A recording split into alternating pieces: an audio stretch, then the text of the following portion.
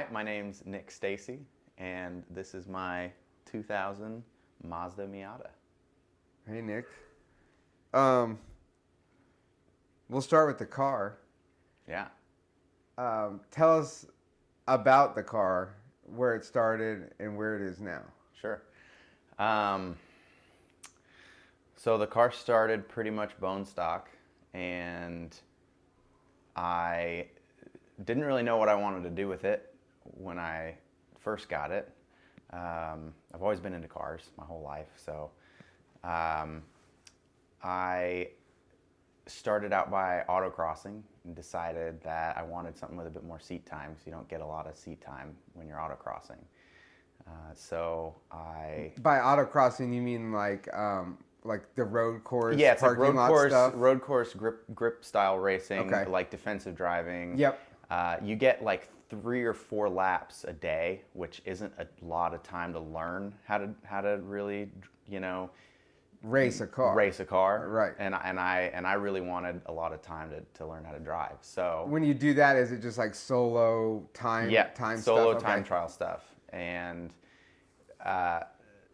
so everybody knows Miata. Most people know, if you're into cars, Miatas out of the gate, out of the factory, are incredibly slow cars. They're fast when you're driving them fast because they handle extremely well, but they're very slow. So I decided I wanted to put some power behind the car.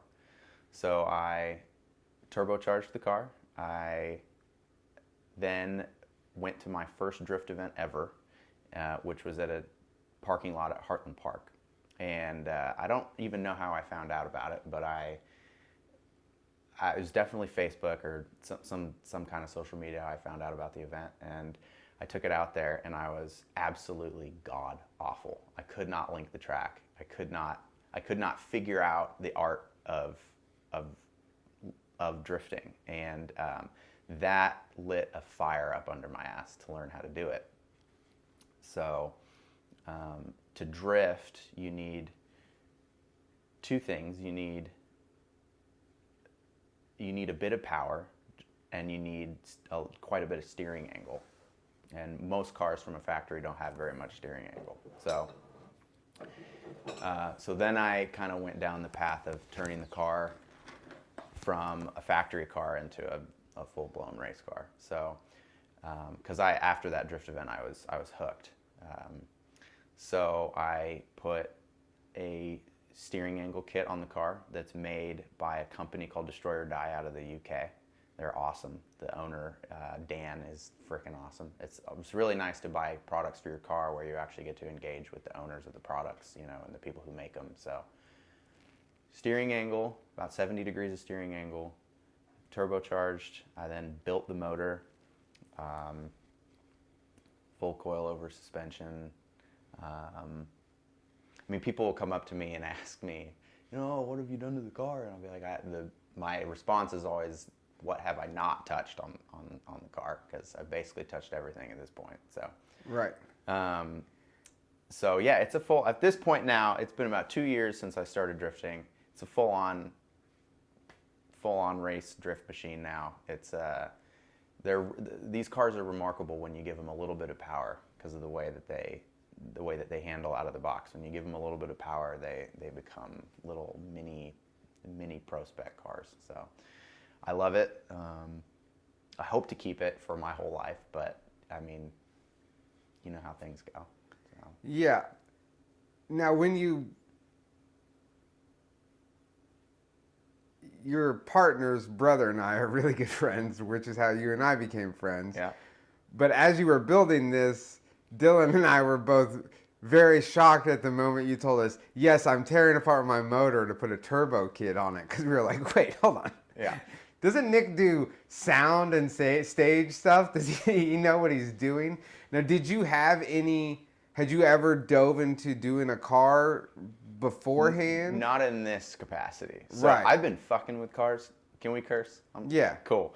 I've been fucking with cars, whether it's been car audio or tuning or hot boy modifications in high school when I didn't really know what the heck I was doing. Right.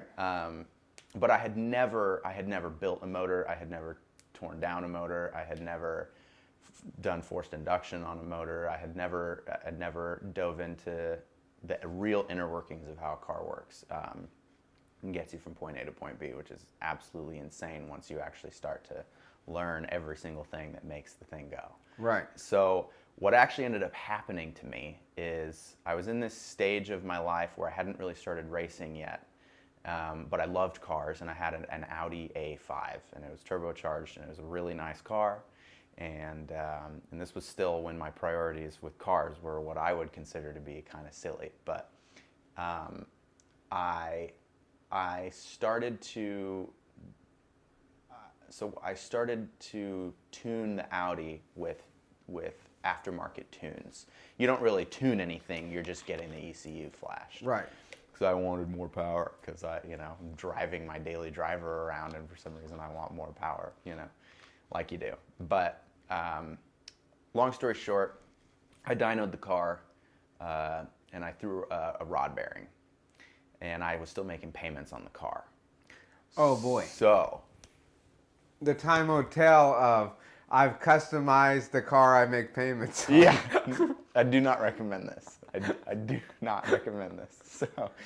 So I got thrown into a situation where, if you took this car to Audi with a thrown rod bearing, they would quote you a new motor and a ton of labor, and I was making, I still owed 10 grand on the car, and they would have charged me 8 grand, to fix the car, and I don't have that kind of money. And so I had to learn how to rebuild a motor.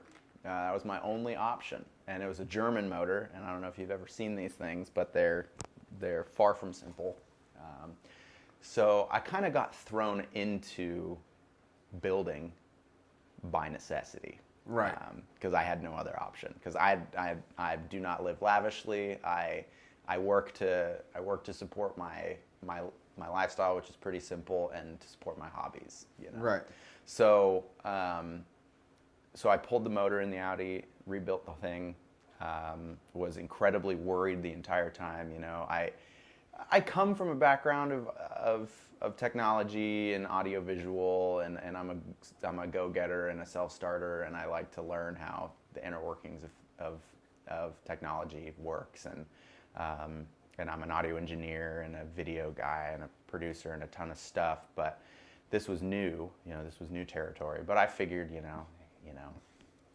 if there's a will, there's a way. So I rebuilt the motor in the Audi, was successful, and that kind of kicked it all off as far as really getting into building cars. And because basically what I did was I gave myself the confidence to do it again and again and again and again. And then COVID hit, and I lost my job because I live in the entertainment industry. Right. That's what I'd lived in for a decade.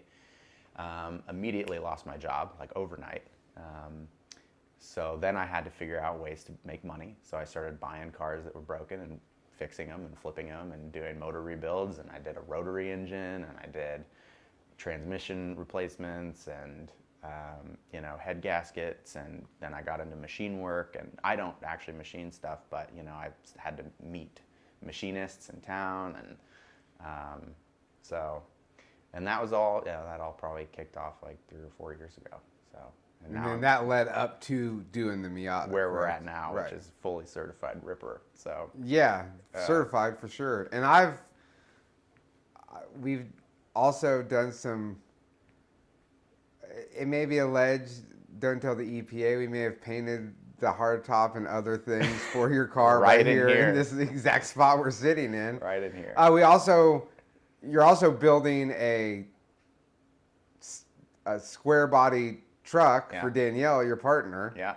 Which you guys entrusted me on painting. Which has been awesome. We had a great time. This is how we got to know each other. Yes, in the worst experience of our lives, renting a paint booth that was supposed to be air conditioning, and it was literally, I think, 120 degrees. Yeah. Neither one of us could breathe. It was gnarly. It was in the middle of nowhere. And we still did it. It came out great. Yeah. And now we're almost done. We're almost done. One part left. A couple parts left. Just got to slap the bed on, and then the thing runs. So I knew that once I got this thing, well, this was a full frame off restoration, so I knew that there was a long road ahead, but I knew once I got it running and I got the bare bones going that it would keep me motivated to.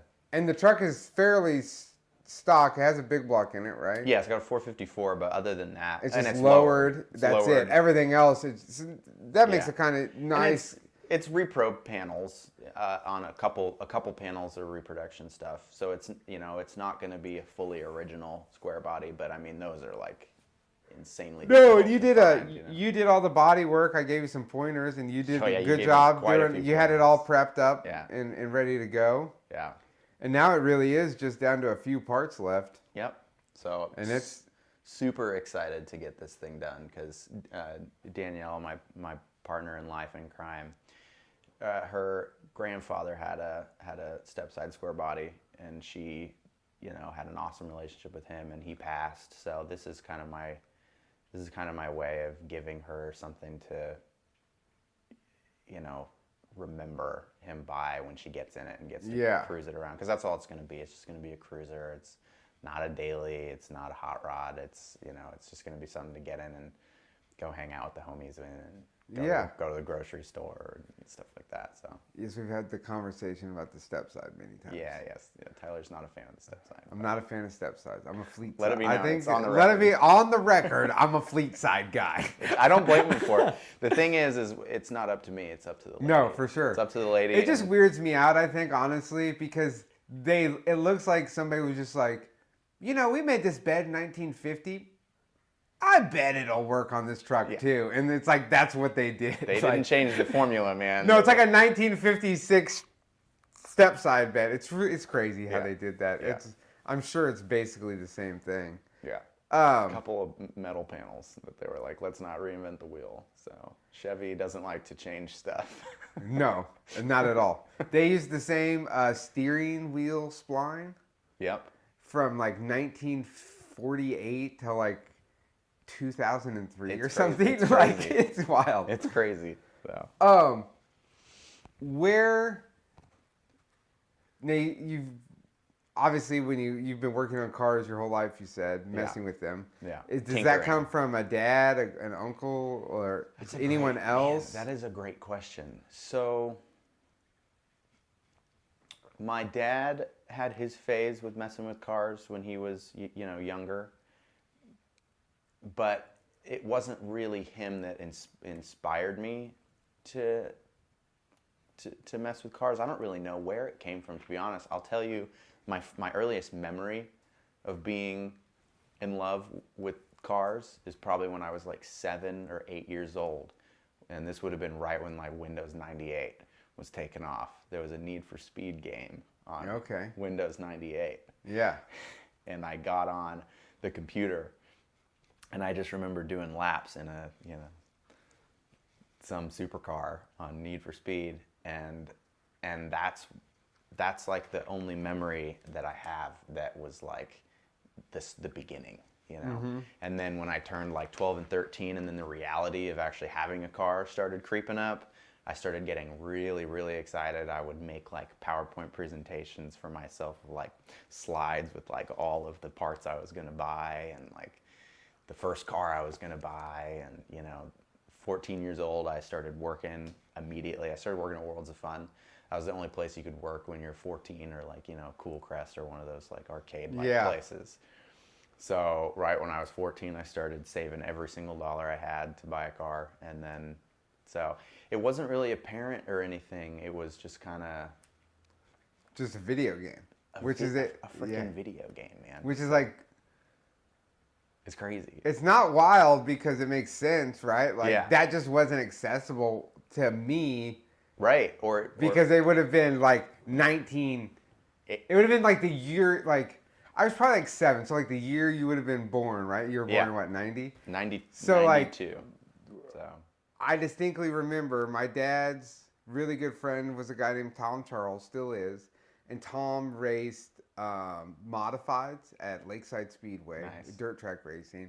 And Lakeside's still going, isn't the it? place I fell in love with cars is actually the first place I ever saw a picture of a naked woman too, Oh, which would be this is a nice combination. right. So like we would go over to his house, and he would be working on the race car, Yeah. and my dad would go over there, like, come on, we're gonna go over there and help him, and we See, go so over you there. got like the proper. You got like and the it's proper. like you go in there and like you're in this garage shop, like this outbuilding in the country, and there's like Matco clocks with naked ladies on the walls from like Yeah. all different eras, and then there's these race cars. See, and this is the right upbringing for like for the getting first time into you hear a cars. motor like that fire up, and I'm not even a speed guy, Yeah. which you know that. Like Yeah. I'm not. I'm more about the looks. You're a visual Yeah. guy. It still does something where you're like, "Well, that's Yeah. cool." No, dude, it shakes your core when Yeah. when you hear a V8 start. I remember the first time that I brought this truck home. I just remember hearing it for the first time, open header, and was just like, "This is fucking badass!" Like Yeah. something. I mean, you can feel it in your whole body. There's not really anything that vibrates you like a big block does, or No, still, and then there's a car where we're working on the Chevelle at work, and it's got a big block in it. And Yeah. same thing, even when it has It like just no does power. something to you. This specific car is like no power Yeah, at all. it's It's kind of fine. a junker. It's like kind of hacked together. Still But awesome. still, when you start it up, it just sounds badass. Yeah. You know what I mean? Yeah. There's something about them. Now beyond just drifting, you started a organization, I guess we would call it. Is that the correct term? I did. It's a company at the end of the day, but Yeah. it's kind of like I kind of like to call it a community, as Okay. opposed to like it is an organization. It's technically what it is. It's a event. It's an events host. It's a drift Right. events hosting organization, and I started that because when I went and did those first couple events in Topeka, and they were on a skid pad, which is a great place to learn. But once you get to a point where you're kind of looking to get better and you're looking to take more risks and, looking to expand your skill set, you need a road course that can actually tell you where you can and can't go. Right. As opposed to a parking lot where if you hit a cone, there's not really a consequence. You hit a wall. You hit a wall and then you have to learn how to pull a quarter panel out. Exactly, and so the stakes get higher, and this is where you really learn how to truly control the car, and there's nowhere to do that in the Midwest. There's some places in Oklahoma, and there's a place up in North Dakota, but as far as Kansas City goes, there is nowhere to go and drift your car on a road course. And drifting it's already on the rise in terms of popularity, and it's only going to keep getting more and more popular. And I knew that if I was looking for something like this, if I was looking for a road course to drift on, there were, other people like me that were looking for the same thing. So Right. So, I didn't really start the endeavor to host drift events with the, intent to like go out and make it a spectacle and make money, which did end up happening. But I really was just looking for a place for me and my homies and the community to go out and be able to drive together. So we found a track to partner up with, and it was really hard to find them, but we did, and they're actually in Independence, and we started working with them, and it started off pretty good. But if you ever watched drifting, there are something in drifting called tandems, and running tandems is when you drive together. There's also trains. That's when multiple cars drive together. And drifting can be grassroots, but it can be also very competitive as well. And tandems are part of the competition where you have a lead driver and a chase driver, and it's the chase driver's job to mimic the lead in certain zones on the track as close as possible, with as close proximity as possible. And once we started doing this, the owners of the track weren't super fond of it. They also partner with Police Task Force. And Police Task Force right now is dealing with a lot of issues with sideshows and very legitimately aggressive, dangerous driving where people are getting hurt. And we don't want to, the drift community doesn't necessarily want to get wrapped up into um, the same community, because they're very different communities. One is kind of based around adrenaline and aggression and sort of fighting the man, which is fine. I totally get that. But drifting is a lot more about the sport and the community and being with your homies and driving in a really controlled environment. So we lost the ability to drive at this location. So the company Precision Drift that I started is kind of in limbo right now. We're kind of looking for a new place to go, and it doesn't exist. And to build is extremely expensive. So if I could do anything right now, it would be to host grassroots drift events and provide a place for the community and myself to go. And I currently don't have the ability to do that. So I'm looking into all sorts of ways that I can get that done. And right. It's hard. It's really hard, because to do anything worth a damn costs a ton of money. And now it also seems almost like, as a person who's been outside, an outsider looking in, I would go, well, the simplest solution to help get this stuff to stop on the streets is to give someone a place to where they can go do it at. It's like, and do it in a controlled. It's no different than back in the day when they used to they didn't have a drag strip. They'd have a street racing problem, so they would put somewhere they would make it to where, like, this is where you guys can go. And I pitched that to the organization, and they didn't hear it. But in my opinion, it's just it's a lot like the drug war. It's, what are you going to do when you make a bunch of drugs illegal and don't regulate them? You're going to have a bunch of illegal activity and a bunch of crime, and it's just like drug regulation. It's the same thing. It's let's make a safe place to manufacture it. Let's make a safe place to do it. Let's make a safe place to regulate it. And so, I mean, luckily you live in Independence, where, unbeknownst to me when I lived with Dylan, it's just a thing where you guys all just go, hey, I'm going up to the empty parking lot of the old Best Buy to cut donuts. And I'd go, what? And I thought this was just something Dylan did. Until I'd be driving down the road and be like, oh no, like, is this just an Independence thing? Where people literally just get in their cars out here, go to one of the many empty parking lots and just cut donuts and then go back home. Yeah, and this is not just a problem in Independence and Kansas City. I mean, I have a car simulator that I use that I've fully built out with a VR and a direct drive wheelbase, and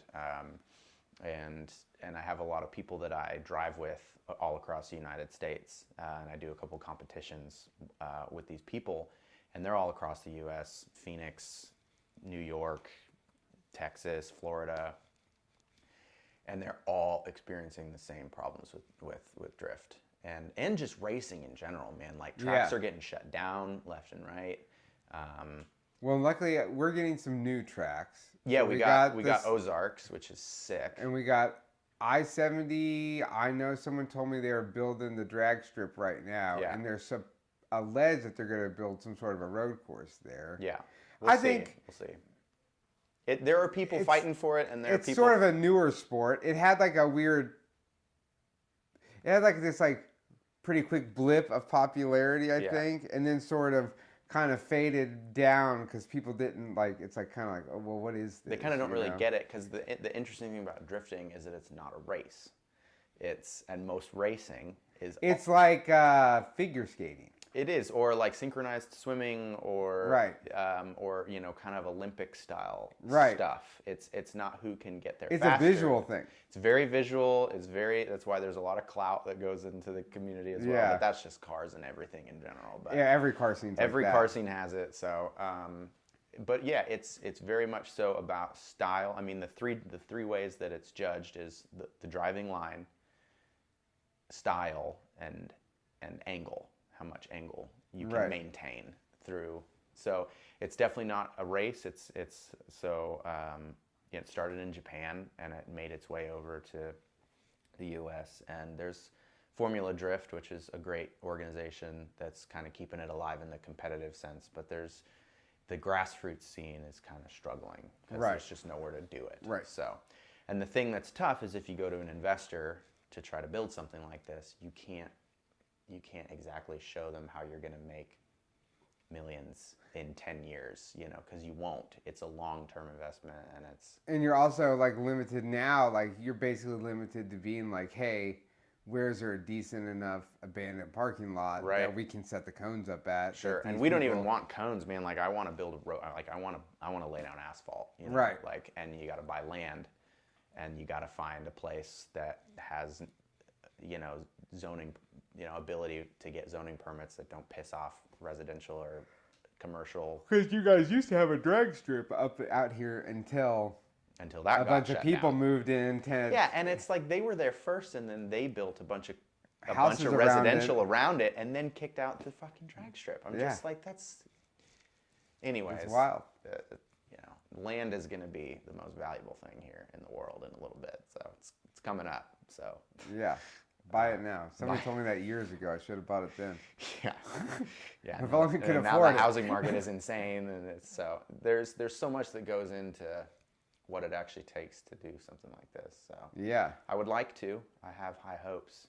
Yes, because now you have a car that just sits here because you totally don't go drive the Miata around town like that. No, I don't. No. I don't want to deal with cops. I also am not. I'm not really here for adrenaline. Yeah. Like it's nice and I get adrenaline on the track, but like I'm here to become the best. Like I'm here to. You used to drive the Miata every day. It was a daily. It started as a daily. When it started out, it was your daily driver. Yeah. Even that was prior. It still had a front bumper on it. It's right. Yeah. Oh yeah. It was a clean. I mean, it's still pretty clean. It still looks pretty good in pics, but it's it was a daily and it was totally stock and. Well, I mean, even after you modified it, it was still your daily. It was still dailyable. I mean, to be honest, the crazy thing about it is I could daily. It still is now, but you're gonna get. I mean, there's got to be some weird urgent temptation when you're driving it to be like, I really want to. I just want to launch it, and then the next thing you know, I'm going to be pulled over. So I mean, the car is stupid. I mean, the car is so light; it's just so fast. Right. It's 300 horsepower, and it's. Have you taken it to a dyno or anything? Yeah. And I tuned, so I worked with that's a whole nother thing, is I'm super passionate about tuning now. I didn't know anything about tuning about 2 years ago, but when I turboed the car, I knew that I was going to need, it had standalone engine management that I got for it, and nobody in town knows this platform. So I needed a tuner, and I didn't know how to tune. So I found a remote tuner. His name is Shane. Benson out of Indy. Well, he's remote now. He lives in an RV and he goes all over the country now. But he was my remote tuner, and I got to work with him directly on the car, and we actually became really, really good friends. And he could tell that I was really interested because I'm just that kind of person that if I start getting into something, I want to learn about it. So he actually taught me how to tune while he tuned my car remotely, and we would have tune revisions emailed back and forth. He'd have me go out and drive and do data logs, and then it was really cool, awesome relationship. His name is Shane with AIM Tuning. He's awesome. Go check him out. Great guy. Learned a ton from him, and now I know EFI. And so I've been to the dyno twice now. One before the forged build, and then once after, and then. So, about 300, 280 foot-pounds of torque in a 2,200 pound car dry is pretty fun. So, to drive this car around on the street is just very dangerous. It's very tempting to just constantly. I mean, the car is built to shred, so driving it on a street is just kind of. There's no place for it anymore. It's hard. It's hard, man. It's hard to. And I also don't want to keep renewing the damn plates. I think that's also I don't want to pay like that's an issue tax with on me. This thing. It just goes to the track. Yeah, that's why I number one, I'm a huge van guy, and I've talked about this pretty much with everyone. But I would much rather at this point go low and slow. Right. Because I already have, with my legal troubles in the past, I literally have everything a person can have to work against you anytime you're pulled over Right. by the police, Right. and it's always a problem when that happens. And even if you So don't, if you don't, man, you don't even want to go there. You don't want to go there. The but, way that a cop makes you feel is just, I just would like to avoid that. Oh, and there's no there's no. When you're at that point of there's no freebies, there's no warnings anymore. When you have what I have, it's every time it costs you money. Yeah. And having some souped up car. And this thing already drains my wallet, dude. You can't to be to honest, go with legal. Oh. I mean, I have paranoia just because I have to street drive this thing every now and then and take data logs when I'm tuning because, you know, I'll have like things happen throughout the season where like I just had the motor pop freeze plugs out at an event in Oklahoma and I had to do head work and then I had to go drive the car on the street before I took it 7 hours to another event. So I'm out there, you know, street driving the car a couple times a year and doing pulls to get data to make sure everything's good and that I'm, you know, not going to drive 7 hours and blow up, which I've done multiple times and it sucks. It's the art of racing, but you know. Yeah, we talked about that on the phone the other day. Yeah, it was terrible. I mean, racing is crazy. There's a lot of ups and downs to it. There's moments of just pure joy and pure euphoria and pure freedom. And then there's moments of just, you know, when something shitty happens, it's totally out of your control and you don't make a ton of money. You know, there are moments of, fuck this, I'm done, I'm quitting, you know. Why do I even bother? This lifestyle's too expensive, but you know, you love it, so you come around. Right. And that's racing. But yeah, even just driving the thing on the street when I'm doing little test pulls around the house, I mean, I'm paranoid. It's going to cost me $150 if I get pulled over, you know, that's, granted, this is not a lot of money, but when you stack that with the feeling that you get from cops. Well, not only that, you're dealing with just to get somewhere where you can't, like, it's not so, you have. And I'm not even trying to drive recklessly. Right, there's plenty of places around here where you could go into a parking lot and no one would literally care, right? But the problem is getting from here, from point A to point B, because everyone is staring at your car, which happens when you drive an old car too. Everyone's staring at you, and it's like, okay, man, like, and now, like you said, if you don't have tags on it or insurance, like that's a whole, especially in this state, that's a whole other. I keep it insured on liability because, just you never know. Just because, and liability is super cheap on this car, but yeah, it sucks. So. That's, you know, I've always wondered what people could do because I'm not going to take it to the dyno on the trailer to just go do a couple test pulls, you know, and pay for dyno time. But, you know, that's a tricky gray area with race cars. Yeah, because see, for me, having something like that, I could get away from the cops. Yeah. And then I'd say that to myself so many times. Yeah. Which is basically what I've been trying to convince Dylan to build. And then I would never be able to bring this car back out on the street. Right. Like we'd have to paint it and like change it up, change the bash bars. That's why I keep telling Dylan, like, you don't need a race car, man. We need to build something. Yeah. Drive. Like I told you, it's much cooler to me that if I could have a car that I could just cruise around that looked good, but I could take an on ramp at like over 100 miles an hour and know that I'd be cool. Yeah. Then like, it's not asking too much. No, I mean, there's part of you that's like still like. I bet I could outrun a cop. Yeah. But you don't want to try because if you don't succeed, that's like it's not a good go to situation. Prison. Yeah. It's not out here, it's like crazy. And it's like all I was trying to do was take a couple data logs, you know? Yeah. But the things your mind will go through when you're just trying to do a test. Just do a test. It's just terrible. It's you'd think you probably have never thought about that when it comes to like, you know, testing your cars, but it's a very real thing and it's a pain in the ass. Oh no, I mean, did I even realize it? I bought this Ford Falcon for $200 from one of my customers. That like, it was like it's a whole long story. It was the insurance, like the quarter got whacked. This kid, it was a 16-year-old kid's car. His buddy thought it'd be funny to pit maneuver him, spun the car around, whacked the curb. I've already pushed the quarter out, readjusted the lower control arm so it doesn't look like the DeLorean. That's all that was wrong. Put some new wheels and tires on it because the wheels were bent. But I got receipts for that car where they spent like 5 G's getting this car worked on prior to me working at this shop. And I got in the thing the other day and just drove it down the highway. You know, I switched the tags on. I got insurance on my switched tags. And then I totally forgot I switched the tag because I was fixing the transmission line on my van. I've been driving my van around for like 2 days with no tag on it. I'm like, oh shit, I gotta put that license plate back on. These are not things that average Joes should have to worry about. Like, this is just, but. Luckily, I got the expired. I've kept my expired 30-day tag up in the window, so I'm sure they see through the tint. Like, oh, it's got a 30-day on that sweet old Astro van.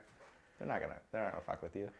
No, it's pretty chill. If you're in old cars, it's a whole different thing. Like, you could be in an old car with like just some old tag from like, you'd be like a 72 with any old tag on it, and the cops are just like, oh, there you go, bud. Looks good. Looks cool. I had the same thing with old motorcycles. Like, if you're on like an old chopper, hardtail, cruising down the interstate, like, cops are just like, yeah, you're fucking crazy. Why are you riding that? Yeah. So it's pretty chill. It's like a different thing. But yeah, out here, if you're driving something that cops are like, oh, that's a donut machine. Yeah, that's made to do donuts in. Yeah. I know this guy. Yeah.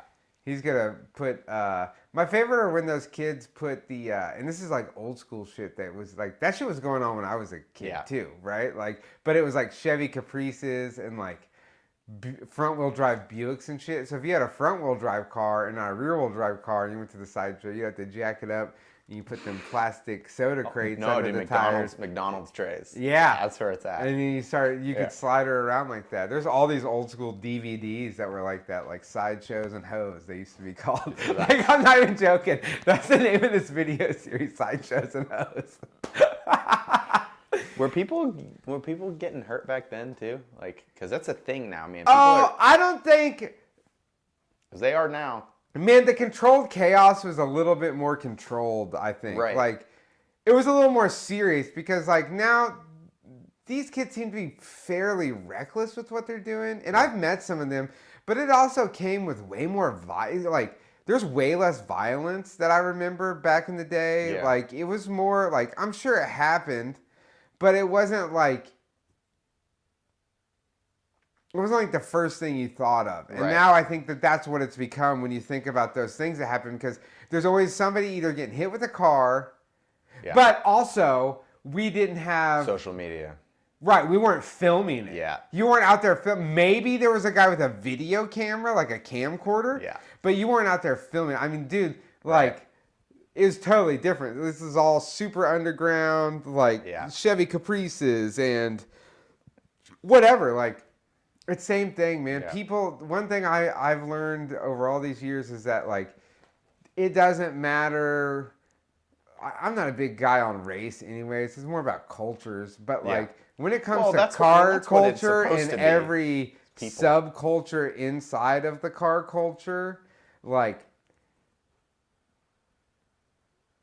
people, they just like what they like. So just because a guy's from the hood doesn't mean he's going to have some lowrider. He might have a badass Camaro with a big block in it. And just because some guy grew up in the suburbs doesn't mean that he's going to have a fucking Honda Civic. It's not that stereotypical. It's not, there's no, it's, the deeper you dive into it, the more you realize, like, the stereotypes do not exist. Yeah, like, which is great. Yeah. It's super culturally, like, invigorating. You know, what's been interesting, too, is to see, to host some of these events and see the events getting pushed to the same people who participate in sideshows. And what you'll find is that most people that participate in sideshows actually are afraid to come to the track. Yeah. Because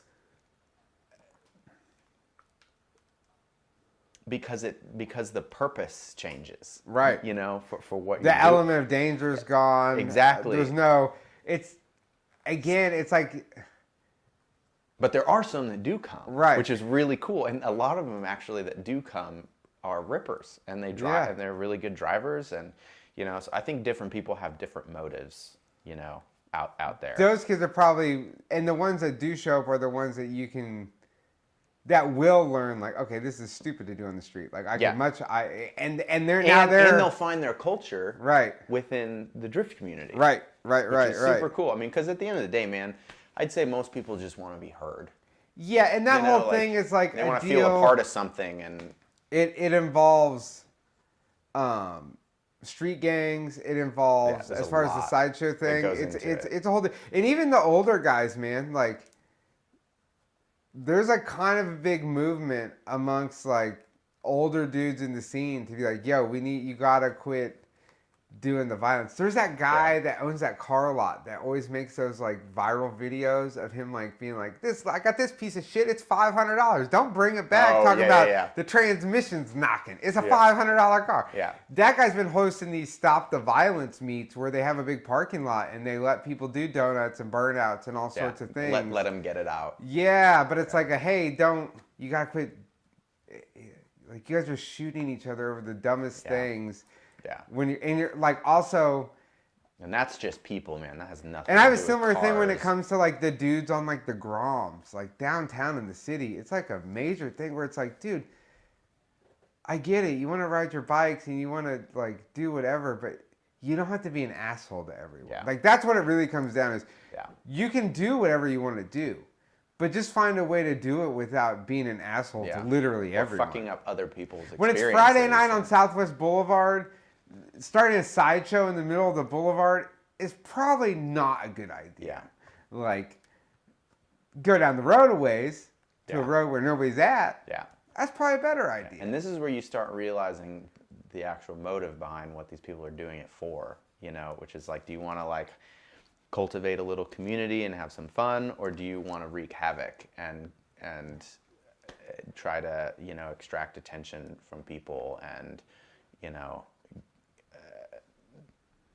it's sort of like that. It's sort of like, you know, the psychology behind the reaction, or not the reaction, but the psychology behind the motive for crime, which is generally people being unhappy with their status quo, right? And the culture and Sure. what's happening within culture and society. So I feel like it's the same thing. It's people making these statements of like, you know, I'm pissed off at the culture. I'm pissed off at government. I'm pissed off at, you know, I'm mad as hell. I'm gonna do whatever I I'm gonna want. do whatever the hell I want and take my power back. Right. You know, but they want everyone to see it. Yeah. So I get it, but what ends up happening is it's at the expense of some people. Which, don't get me wrong, you know, the people who are getting injured are usually the bystanders, and they know what they're getting into when they go there. At this point, At yes, this you have point, to at this know. point. At this point in this city, you need to know like you may get hit with a car. Yeah. And you may get hit by a stray bullet Yeah. or an intended bullet. Yeah. Either one. You might get shot. You might get hit by a car. Yeah. So you have to know Either that. way, it's Not at the saying end of the that day that's where an you have excuse, to, right? but- You need to assess the risk of, do I want to go to this thing? Is it worth me dying? Yeah. To go do donuts in the middle of an intersection, or to go watch people? Think about that. Yeah. Just Is it watch worth it. me dying watching people doing donuts in the middle of the street on a Friday night? Which is a wild thing to where it's like, The fact that we even have to say yeah, that is just, because it makes you wonder, like, if these kids just had a place to go yeah. do donuts, and they could barricade it off and make safe distances. And make it controlled and regulated and safe, and they can get it out. Right. They could do the same thing and then not kill each other. Yeah. What a concept. Yeah. But then again, these are things that are hard to describe to the man. Yeah. Because he would rather shut down the racetrack than allow. It's just like You should regulating, really just start like a whole, regulating drugs, man. You should just start a whole I drive thought about to get emailing those the mayor people- and like Yeah. You should start a whole drive to be, of getting people behind you and rallying the people to Petition show or that you petition something, so the racetrack goes, you know what, maybe these guys are right. Like, yeah.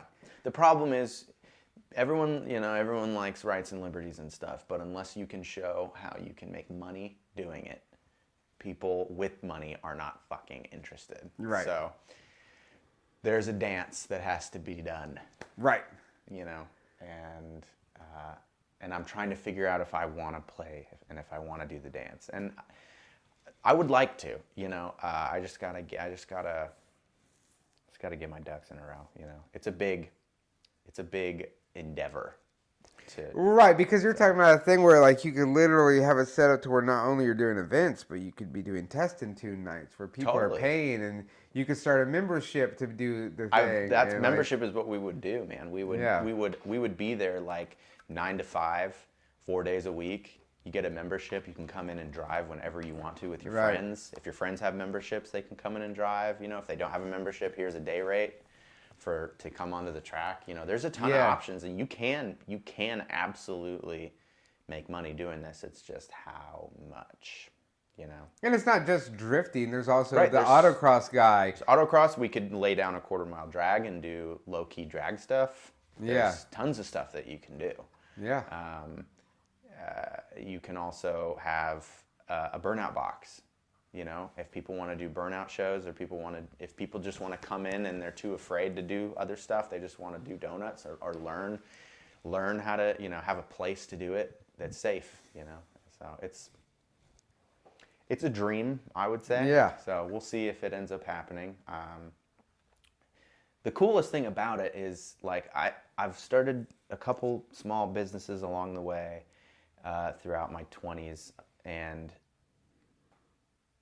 this is the first time I ever started something with no paid advertising, no serious push. I wasn't approaching this with a mindset of making money. Right. I just saw a community of people that I figured were looking for the same thing that I was looking for, and it just blew up. I mean, we had more social media engagement with no paid advertising than I've ever had doing anything in my life. I've done music, I've done bands, I've done touring for years. There was no solicitation involved in any of this. It just took off. And I did start making money because of it. And yeah, that's great and all, but like the real motive when I think about doing it is not the money. Which is why I think it might work. Even when you started, I remember you expressing to me like, I'm literally, if I have this many people, and I can break it even, well, then I can pay to rent the track. So I get to basically go drive my car for free. That was it. And that was it. That was it. And do it with the homies. Do it with the hobies. So. Well, that's it. Man. Let's tell everybody your social media stuff. Yeah, so my Instagram handle is stick, STICK_Nacy, NACY. Stick Nacy. And that comes from my favorite thing about you were that Nick has this dirty little secret that he was hiding from me, which was these YouTube drum videos he used to make that I love, and I may or may not link them in the fucking comments of this video. Please don't. Oh, dude, I think I made them private. I saw them, like literal favorite thing. I was like sharing them to everyone. I was like sent them 15 to Dylan. years old with a Logitech webcam, man. Like, so it was really fun making that Paramore video the other day with all my cinematic. I got excited. I was like, he's bringing them back. I'm back, baby. So yeah, I used to do drum covers as when I was like 14. No, 15. they're great. I love those videos. Yeah. So those were back in the day. That's an old handle. That's like, I think it was like Drum King with a 1. Yeah, Drum King. Super cool, man. Yeah, super cool. And then what's the drift? What's your drift? Precision Drift on Facebook and Precision Instagram. Drift on Instagram. And you got a lot of videos and stuff of everything that you're doing. Yeah, there's videos showing kind of what the events were about and how it went, and we had some super cool media guys come out, and I'm a media guy myself, so we were able to really, get it out. You got great video. The footage is phenomenal. So we're, if we can make it happen, we can certainly get it out to the public. So, but yeah, so that's my social stuff. Just Nick Stacy on Facebook. So I like meeting people, man. That's what it's all about. Everybody send Nick messages and ask him how you two can turbocharge your buddy's Miata in less than 48 hours. Yeah, man. I've turbocharged 3 Miatas now. So. That's crazy. Yeah. I'm starting a revolution. So. Yeah, the Miata. Yeah. We're making these cars do things. I too have been building a Miata. But the one that I'm building for the guy that I'm building for does not have a turbo. It has a LS6 in it. Yeah, that's sick. And we wide bodied that one, metal, steel, handmade, wide body. It's a crazy car. Yeah. And it has like all that Roadster, V8 Roadster. All the V8 Roadster, the subframe. Yeah. And yeah. it's got everything else is like Flying Miata. Yeah, Flying Miata. I actually makes built a great cool stuff. part. I need to take a picture of it for you. I built this subframe connector for the front end. Nice. That's like it looks like super pro. It's like super easy to make. Yeah, But I'm working on like fab stuff. I was like talking to Flying Miata about some parts. I was like, hey, I've fabricated this part that I think maybe you guys might want to sell. Dude, that's another thing I want to do. Like, if you could manufacture parts, like, since I've gone through the motions of everything that's needed to build one of these motors for a forced induction application, and I've done it so many times, I keep finding moments where I'm like, oh, this would be really handy, or like, this would be really handy, you know? Fabrication is not my strong suit, but there's all sorts of stuff that you can make that I think would be awesome to sell to a place like Flying Miata. Yeah, my thing is I just want to be like, hey guys, here's the idea. I'll sell it to you for $1,000. You guys deal because I just got paid to make one for this car. Right. You know what I mean? And Yeah. I was like, I'm like, they should really sell this. There's already holes here and everything. Like, I hope something else doesn't go here. Yeah. I had that thought with a counterhold tool for the flywheel the other day for torquing down flywheel bolts. And the crank bolt, you put a little, it's like this toothed, it's got teeth in it that bolt to the bell housing bolts that holds the flywheel in place. Yeah. No one's making one. Why? I don't know. Huh. So it's just like little shit like that. We should probably edit that out of the video. We should probably take that out. Yeah, because so many people are watching. Somebody's going to go make it. Somebody's like, I'm going to make this now. Yeah.